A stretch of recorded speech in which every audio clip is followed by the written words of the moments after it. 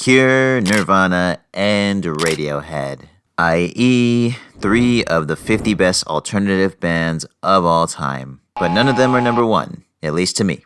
I recorded this video months ago and wanted to do it right, so I'm releasing it now that it feels right. So, let's get it.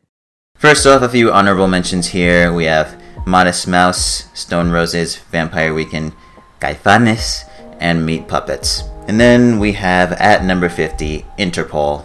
Of course, Turn on the Bright Lights, and then they're one of the more prominent bands of the 2000s, and then you have the whole thing of like incorporating elements of post-rock into their music to go into their, post-punk revival roots during that whole explosion that started with, the Strokes, or at least got propelled by the Strokes, and even the White Stripes. The White Stripes more garage rock revival, but, they Interpol capitalized on the market, and they had their own unique take on it. And then, of course, as I mentioned, Turn on the Bright Lights, all-time great album. At number 49, we have Violent Femmes. Excellent debut album. And then, of course, the back half of their catalog isn't that great per se, but they are a very unique band with their whole folk punk roots.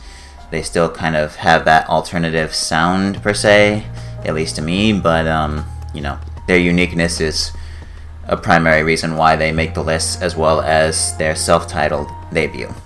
Then at 48 we have Slow Dive, prominent shoegaze band, pretty consistent catalog as well, and they are one of the more noticeable shoegaze names. And at number 47 we have one of the more prominent and better, or not prominent, but one of the better indie bands of the 2010s, very underground. They have excellent songwriting, and they take the grittiness of lo-fi and rock and make it artsy with their songwriting, and of course the 2 Twin Fantasy albums, Teens of Denial, and then also Monomania, pretty good album too. So Cart Seat Headrest, I think they should be on a 50 greatest alternative bands list, even if they didn't have like the biggest impact on the culture per se. They're still very unique and very innovative.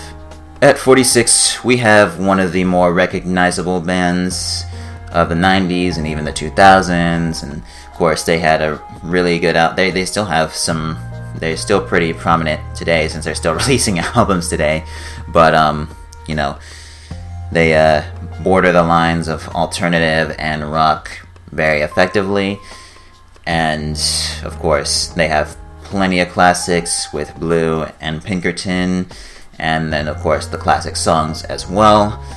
So I think Weezer, despite how shaky their catalog is, they have earned a spot to be considered one of the 50 greatest alternative bands of all time. At number 45 we have Primus, the heavier alternative per se. They are very experimental with how they incorporate elements of funk and also elements of heavier rock concepets, but they still don't really reach metal territory. They're still kind of grounded in alternative territory. Some cool songwriting, or at least as far as time signatures go, and very much the a highly unique sounding band. One of the more unique sounding bands that you'll find out there. So Primus, definitely a band that has earned their stripes to make it on the list as well. At 44 we have Built to Spill, some creative compositions, solid catalog, quality songwriting. They have kind of that indie feel that also not used per se, but also an indie feel that Modest Mouse took on. But Built to Spill, with their catalog, I think they definitely have earned their stripes to be on this as well, even if they weren't necessarily the most, popular band out there. At number 43 we have a 2010s band, Beach House. Of course it is a throwback to Cocteau Twins, but they do so with excellent songwriting, and they're also more psychedelic driven than Cocteau Twins. And I think that's what really makes them special and stand out, and what makes them one of the 50 greatest. At 42, we have Pavement. Of course, their strength comes in the songwriting and chord changeability or instrumentation department, and how they structure such things in their songs. That is pretty much the basis of their uniqueness. They have a very consistent catalog of their own. It's pretty short, but it's still sweet, if you will.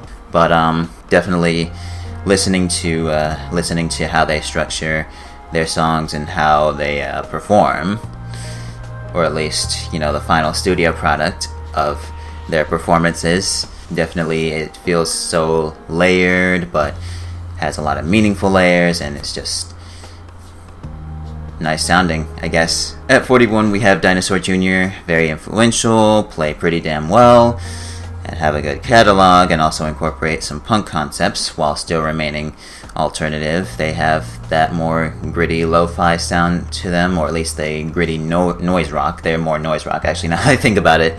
But they definitely were around the time where Sonic Youth and even like the Replacements and Husker Du were doing their thing and all that.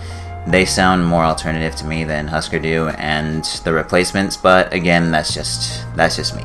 At number 40, we have another 2010s band, another highly recognizable band, and that is Tame Impala. They have enough classics as far as albums and songs go. They are unique enough, even if one might argue that there are a lot more bands that are more innovative than they are. They're not like uninnovative, but their uniqueness is kind of what puts them on this list. I don't know. They just the way their take on neo-psychedelia just sounds kind of fresh. It sounds fresh for what it was fresh for the time that it got released, which of course is recently, but with how certain things tend to be a lot more dried out these days, or at least how they tend to get more dried out as times go on, Tame Impala still managed to sound unique with their neo-psychedelia concepts. At number 39, we have Arctic Monkeys. Obviously, they made a huge splash and have classic songs, classic albums. Their pivot into lounge and baroque pop hasn't been all that great, but they definitely have some earlier outputs that showed a lot of their uniqueness and color, and they still stand the test of even though it's a very short time, the test of time, because whatever people say I am, the songwriting that Alex Turner goes with for the songs that are on that album, they're very, very, very, very, very, very witty and very compelling. At 38, we have Soda Stereo, probably the first prominent Latin alternative and Latin rock band. I'm not too fond of their catalog before the 90s, but their 90s catalog is very good, and of course their impact on the culture is one that cannot be argued, or at least shouldn't be argued, I don't think. So, yeah, I mean, maybe you can, I don't know, but they served a lot of importance with propelling and pioneering Latin rock and Latin alternative. At 37, we have one of the big four Britpop bands, known as Pulp. They did a nice job of including new wave and synth pop into their glam rock base on His and Hers, and excellent job with the art rock and chamber pop influences on This Is Hardcore, and then of course the Impact. They were one of the big four Britpop bands, and made a huge splash, so I think they should be on this list. At 36, we have another one of the big four Britpop bands, known as Suede. They have done pretty well in recent years, even with Autofiction. And, I only really put them above Pulp, at least on this preliminary list, just because I give them the slight edge in impact. Because, of course, when I think of impact, it's influence is definitely in there, but also, like, how recognizable you are, so commercial success, but even I would say, like, if you are like a sort of inspiring band per se, and I'm not saying like they are the most inspiring band out there, but just saying like in general, those are the kind of things that I think of when I think of impact. If you have significance on the culture in any way. At number 35, we have a band that doesn't have the highest crop of impact, or at least I didn't give them the highest impact grade out there, But they are very unique, very innovative, and they have an impressive catalog. Definitely, and if you haven't listened to And Then Nothing, you should definitely check that album out. It's fantastic. Just the mix of energy levels from on a song-by-song basis or track-by-track basis is just one that is very compelling and one that I think should be checked out. And then, of course, having some ambient concepts mixed into their indie roots and such. It's and dream pop as well. They are a band that would be much higher if they had more impact on the culture. At number 34, we have another very unique band and another one that's very innovative, lacking in the impact department a little bit, but they have a very impressive catalog. At least they have multiple impressive works with, of course, Yankee Hotel Foxtrot and also Summer Teeth. They are referred to as the American Radiohead, which is very interesting. They are a band that should be on the list. Yankee Hotel Foxtrot is enough to put them on this list. And then you add in everything else. At number 33, we have a band with a very short catalog, but of course they gave us all that they needed to give with this album right here. The mix of psychedelics and folk and lo-fi just on this LP is enough to really put them, because of course many people would say this is the best album of all time. I don't know if I go that far, but certainly up there for sure. So definitely one of the greatest alternative bands, and definitely have their share of influence. Next, we have a band that had a lot of impact on the culture, one of the big four grunge bands, and that would be Soundgarden. Very unique, and honestly, looking at this list right now, I probably would put them a little bit higher, or at least switch them out, but for a year, they're at number 32, so super unknown, masterclass of chord changeability and instrumentation. I mean, the time signatures on that thing, man. And then, of course, one of the big four grunge bands, so impact sort of speaks for itself. Next, we have Queens of the Stone Age at number 31. Absolutely excellent catalog. They don't have a bad album so far. I mean, this album right here, you can pull it out. Absolutely excellent. Absolutely excellent. Quite possibly one of the best alternative albums out there. And even rock, you might say, because of course the argument is that they're closer to being rock, but I mean, they're alternative. They're not like, the concepts that they put into their rock bass, you know, whether it's tuning or how they do their composition, their tuning or the compositions, they're alternative. Alright, they're alternative, and especially Like Clockwork. If you're gonna argue this album isn't as alternative, sure, but Like Clockwork is definitely so. I think they have certainly earned their stripes, because also Josh Homme is a madman with that guitar, that's for sure. At number 30, we have another big four grunge band, and that would be Pearl Jam. They are the one of the big four that had a higher emphasis on punk influences than metal, at least compared to Alice in Chains and Soundgarden. But they definitely have some cool songwriting and also excellent album structure and excellent flow on 10. Versus is a good album as well, and Vitology. So I think given their impact, that's what puts them this high on this list, and that's what puts them on the list. And yeah, I think it's very strange how there are people out there who like Soundgarden and Alice in Chains, but they either don't like Nirvana or they don't like Pearl Jam. I think that's very strange. Maybe it's because Nirvana and Pearl Jam got more attention. Maybe that's what it is, but hey, it is what it is, I guess. I still think Pearl Jam has earned their stripes to be considered amongst one of the greatest. At number 29, we have the byproduct of, actually I'm not going to go that far, let me not do that. But 29, we have New Order. Not necessarily the best catalog out there, but plenty of classics and also innovation with the way they incorporated elements of electronic and even dance, because of course they do kind of have that alternative dance feel, at least on technique, that's definitely the case, but they're still guitar driven and rock driven on a lot of tracks, maybe not on all of them, but they still have a lot of really cool riffs and a lot of cool chord changes, and they have a lot of really good material. I actually considered not considering them for this list for a little while, but then I sort of realized that they should be included on this list since they're not as electronic as, you know, your Kraftwerks of the world, or your Daft Punks, or your Moon Safari, or Air. At number 28, we have one of the quirkiest and most unique sounding bands out there, which would be They Might Be Giants. They have plenty of impact with their work for Playhouse Disney. Maybe that's a little bit of bias on my end because I grew up with Playhouse Disney, but which shows my age. But either way, they definitely did a lot. They did a lot of good work for that, for the network. And I mean, I don't know if I would have if it would have been as impactful on me, or, you know, everybody else who grew up watching Playhouse Disney, without They Might Be Giants. And then, of course, when you're talking about their skill, the 3-album run of Lincoln, Flood, and Apollo 18 certainly exemplifies how great they were and their talent, even if they are quirky and a little nutty to certain people.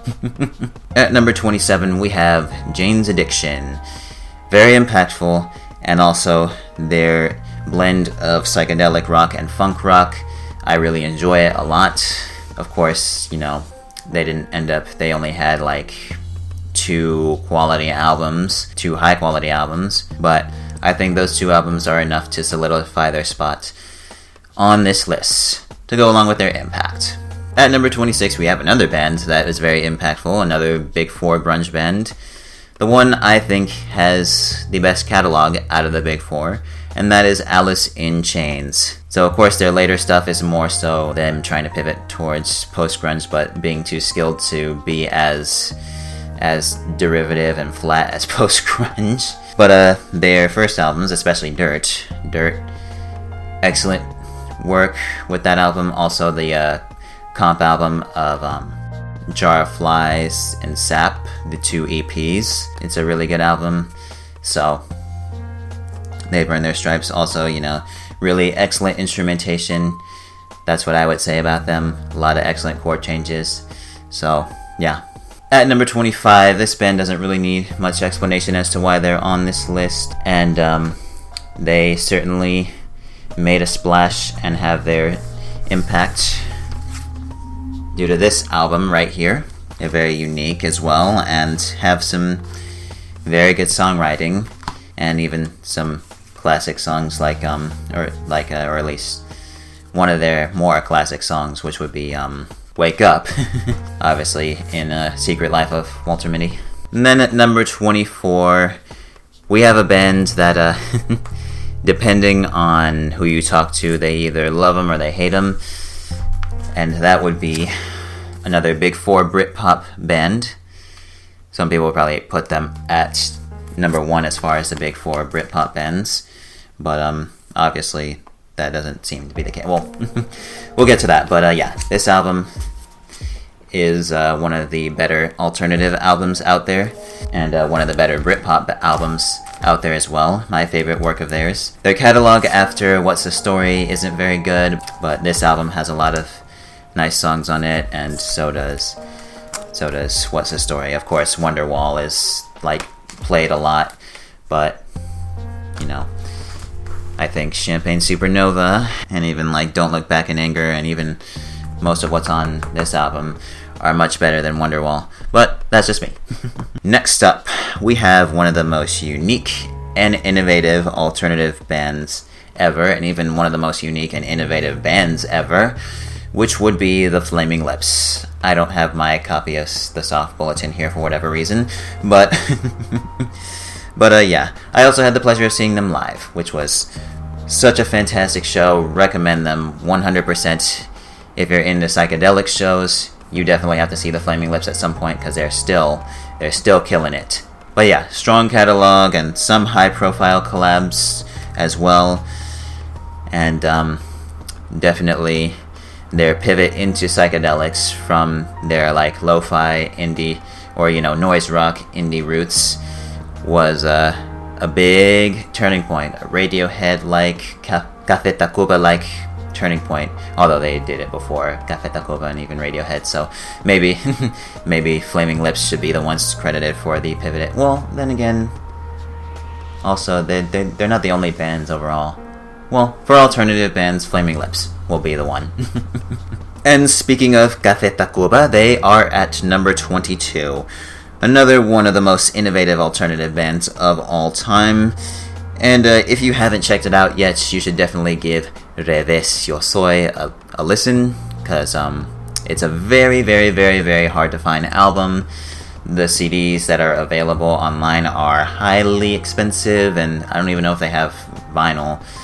There was something about like they only made like a few copies because like I think one of the producers, or there wasn't a producer that like that was willing to give them a contract or give them more copies or something like that. I don't remember 100% what the story is, but as to why they don't have that many copies out, but that album is one of the best albums I've ever heard. Still, it's an instrumental first side and a lyrical second side, but listen to both of them. Both of them have a lot of excellent influences with, classical and also electronic, and then of course their rock bass. It's hard to really describe right now, but definitely check them out. And then as far as everything else, they are one of the more prominent Latin alternative bands out there. Of course, with Cuatro Caminos. They definitely earn their stripes with their impact and with their catalog and with their innovation. Next up, we have a highly, maybe even one of the most influential alternative bands out there, considering how they are one of the pioneers, and that would be Susie and the Banshees. This album is fantastic, but so are A Kiss in the Dream House and that one album that I can't think of right now that came like after Kaleidoscope. But yeah, strong catalog, they're pioneers, and Sue definitely like to have a lot of different influences to go along with their gothic rock roots. I'd say probably the gothic rock queen. And then we have at number 20 the White Stripes, who just so happened to have made a huge splash in the early 2000s and also very influential with bringing along the garage rock revival scene of the early 2000s. Of course, Seven Nation Army, there's no need to talk about how recognizable that track is and how it's been played in lots of sports venues and lots of stadiums. Same thing. But anyway, yeah.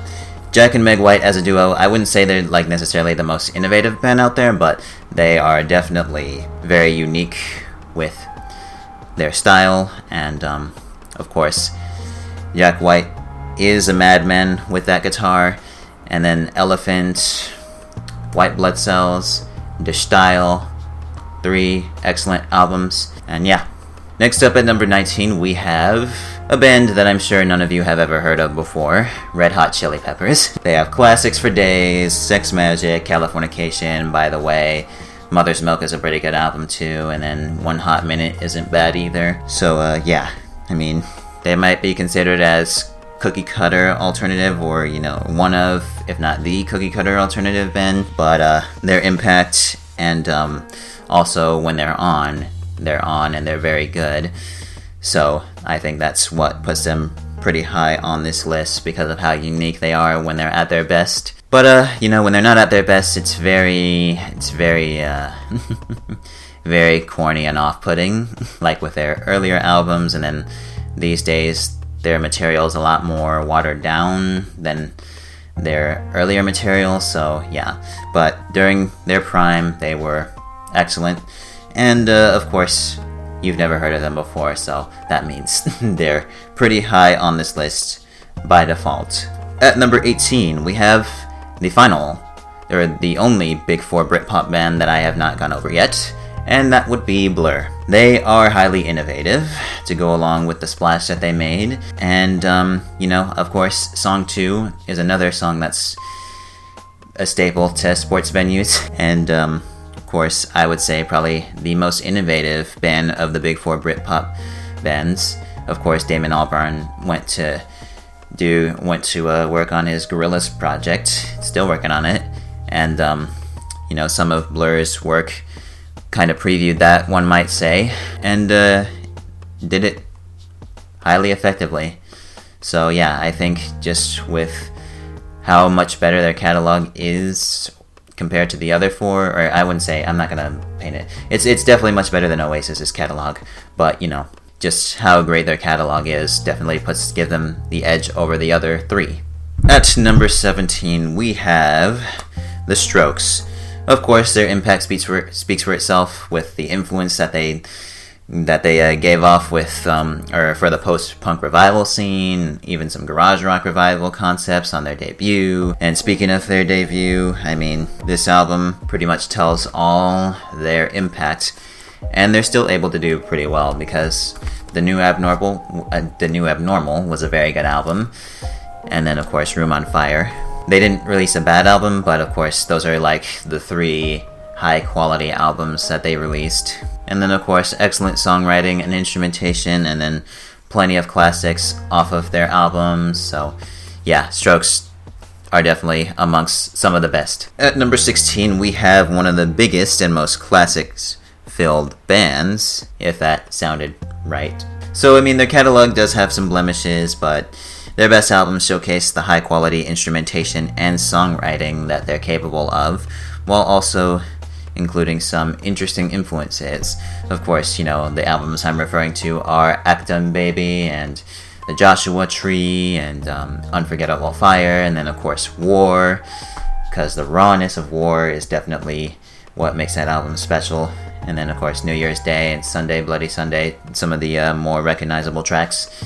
So yeah, they have earned their stripes. And then of course I haven't really mentioned this as much outside of with Queens of the Stone Age, but regardless of their rock bass and rock influences, I still would say that they do have the edge with the concepts that they put into those rock bases to be considered alternative. And so that's why they are on this list. At number 15, we have Depeche Mode. Violator remains one of the best alternative albums out there and of all time. They have lots of creativity throughout their catalog and a very unique sounding band, utilizing their electronic influences more effectively when they incorporated their rock concepts, because where their earlier electronic concepts were kind of they were alright. But once they, started to evolve and progress as a band, they started to produce albums, create albums such as Music for the Masses and Black Celebration, the aforementioned Violator, and then, they have plenty of classics as well. And of course, those who grew up in the 80s, they, and have a fondness for, the synthy new wave times, those were, and are really into music, they're definitely going to have the fondness of Depeche Mode, i.e. my parents and my aunt, as well as the parents of my peers. At number 14, we have the Smashing Pumpkins. I would say probably the best alternative band of the 90s, but what they did after the 90s is why they don't reach the top 10 for this list. But they have excellent genre blending between psychedelics and hard rock and shoegaze and dream pop and also others, showcased throughout their 90s discography with the likes of Siamese Dream and G-ish. If I'm pronouncing that right, I really should know how to pronounce it. But anyway, with Siamese Dream and G-ish, and even their comp album Pisces Iscariot, and then of course Melancholy, and even Adore is a pretty good album too. So had an excellent catalog, probably the best catalog overall out of other alternative bands, at least for the mainstream ones. And they have the all-around ability of songwriting and uniqueness and innovation and structural concepts that really to me was only seen by Joy Division. They were the only other band that showcased that high level of all-around ability with what I mentioned. So that's why it's a bit of a shame that they are not that their music isn't very good now, but But yeah, when they were in their prime, they were excellent, for sure. At number 13, we have a highly impactful and unique band with their commercialized industrial rock concepts, and their Trent Reznor's work for Nine Inch Nails. They have to be included on this list. Maybe one would argue that they're more electronic. I mean, I guess, but they still have enough of a rock base to me, or at least it's not the material. Nine Inch Nails material is still rock based enough, so you know. And then of course the impact they had in the 90s. At number 12, we have one of the most unique alternative bands with one of the best catalogs out there. Arguably, at least they are closer to the top 10, even top 5 as far as catalogs, alternative band catalogs go. That would be Nick Cave and the Bad Seeds. I don't think you'll ever find a band that sounds quite like this one, to be honest. Of course, and they're also very recognizable and impactful outside of the US. They've had some songs be a part of soundtracks for very popular films too, and TV shows. So yeah, Nick Cave and the Bad Seeds, putting them very high just because of how unique and innovative and also the songwriting, excellent songwriting too. So yeah, they're gonna be pretty high on this list. I think it would be a bit of a crime to put them lower. And then at number 11, wow, I was supposed to hold Loveless for this one. Whoops. At number 11, we have a very influential, very unique, and very innovative band. Of course, with this album being, honestly, probably one of the best. Well, no, definitely one of the best, and maybe even the best, some people would say, and I wouldn't necessarily disagree too much, but, yeah, with this album, all-time great, My Bloody Valentine, with their shoegaze impact and their influence on shoegaze, definitely was something sensational. It sort of spawned from dream pop, from a bit of a dream pop base, and yeah, this is a very trippy album. This is a very and they have very trippy concepts, but they definitely have earned their stripes. I went back and forth between them and the next band for trading spots, but yeah, definitely among some of the best of the best. And then at number 10, we have another band that I'm sure none of you have never heard of before, and that would be Nirvana. Of course, impact speaks for itself. There have been multiple there are multiple sites and multiple videos, I'd imagine, that go over Nirvana, that go over Nirvana's impact on the culture, not just for alternative, but for rock and for music. So, I mean, yeah. They have classics for days, of course, and to me, at least to those who are very critical of them, or at least that tend to bash them, very underrated and undervalued genre blending. I mean, in general. Because even those who do enjoy Nirvana, I think, tend to overlook the genre blending that kind of goes on. It's not as, it's not as, like, in your face as, say, Smashing Pumpkins or Radiohead or Café Tacuba, but still very noticeable, and the songwriting and the catalog that they have with Bleach and Nevermind and In Utero, like, some people would probably be a little bit upset over the fact that I didn't put them higher on this list, but I think that there are other bands that have a little bit, maybe not more impact, but are just, more unique and more innovative, even with how innovative and unique Nirvana was, or at least innovative. And one of those bands that I mentioned would be the next band at number 9, Talking Heads. So this is another band that I kind of went back and forth on whether or not to include them, because maybe it's a little bit unfair to include them, similar to how I'm not including the Velvet Underground for this list, but I think they were in the time period where alternative was kind of starting to become a thing, and they were one of the pioneers. And, of course, impact speaks for itself, their uniqueness and innovation, it all speaks for itself, so they definitely should be on the list. And I think, it you're considering them for a new wave list, they should be on it. For an alternative list, they should be on it. For a rock list, they should be on it. Yeah, Talking Heads definitely have earned their stripes.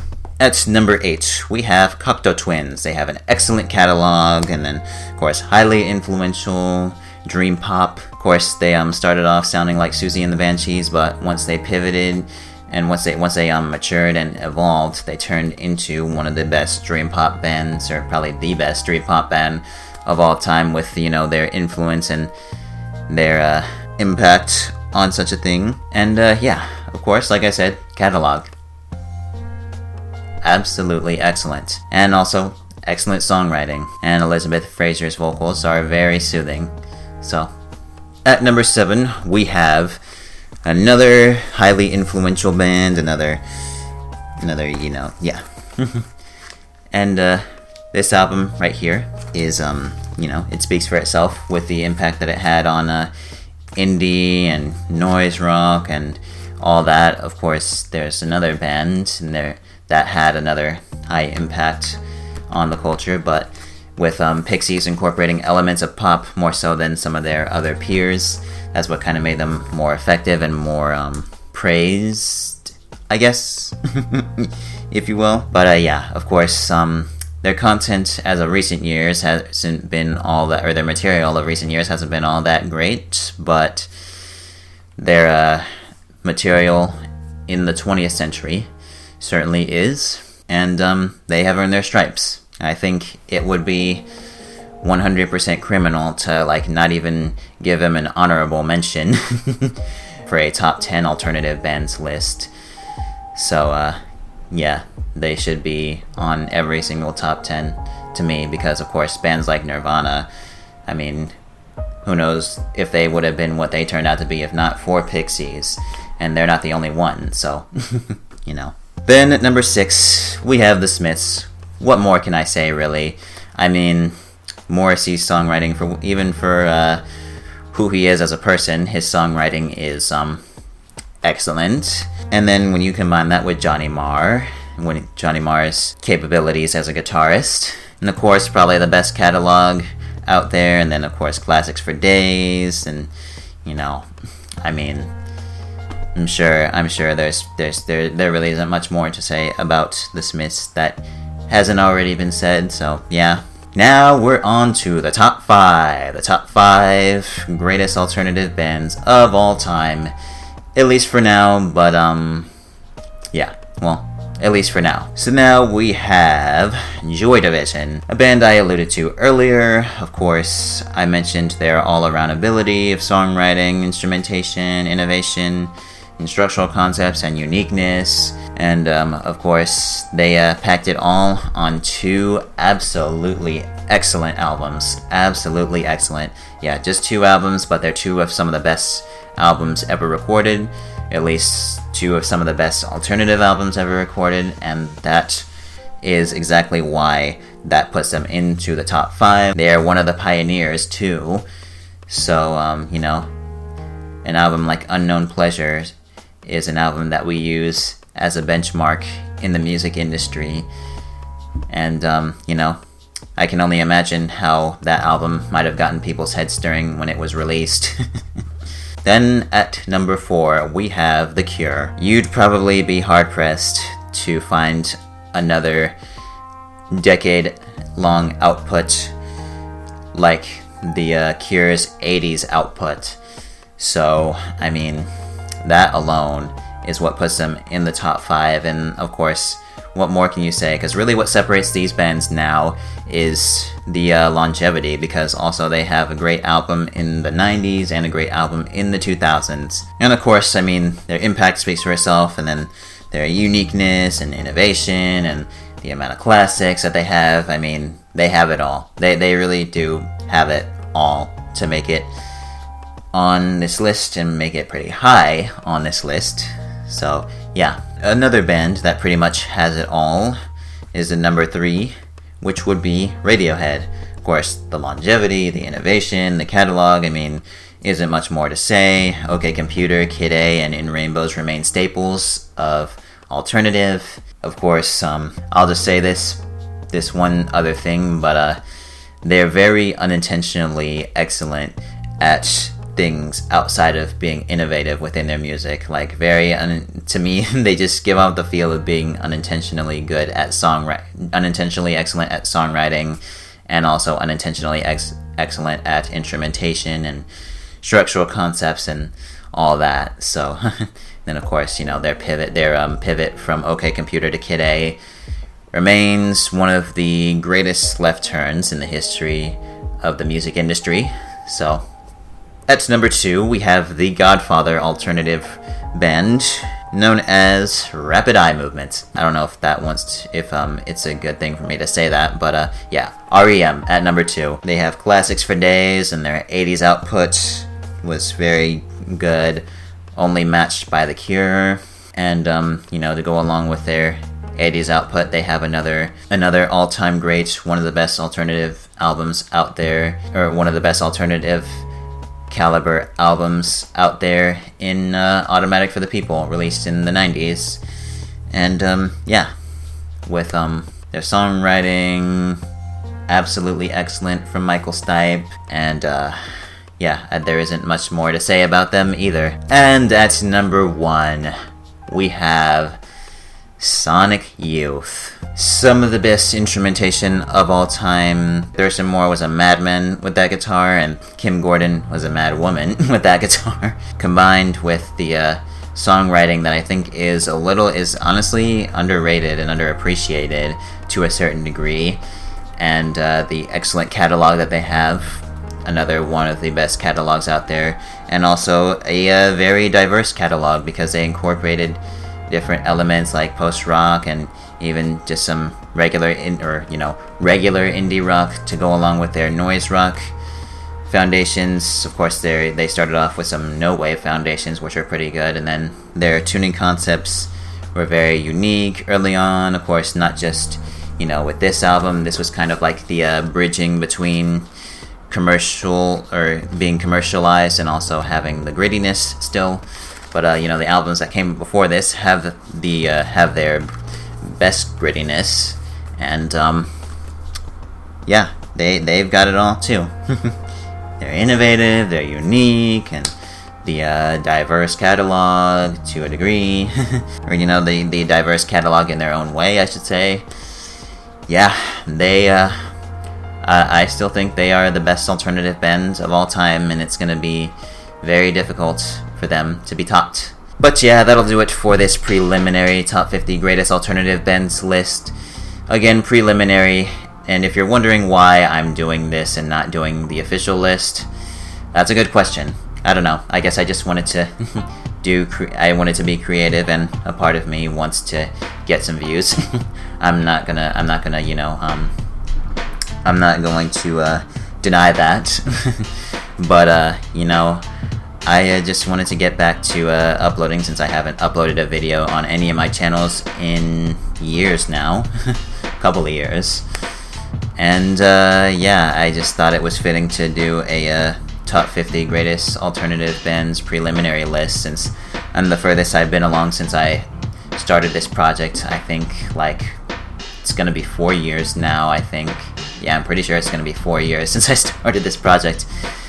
So now that I'm further along and did a lot of digging, and not just with alternative, but within the music industry, and really tapping into my fandom and my love for music, this has definitely been quite the journey that's still not finished.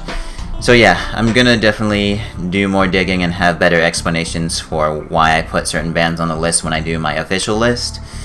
But I just wanted to get this video out there just because I wanted to get it out there, and I wanted to get going and be creative again and feel whole again, I guess. We'll see how this goes. We'll see how this video goes, because I'm not going to have a whole lot of time to do a lot of recording, at least within the next month of when I'm recording this, which is February 2023. So, February 11th, I want to say. Yep, February 11th. But yeah, that'll do it for this video. This has been Jack Seraphim West. And now I am signing off.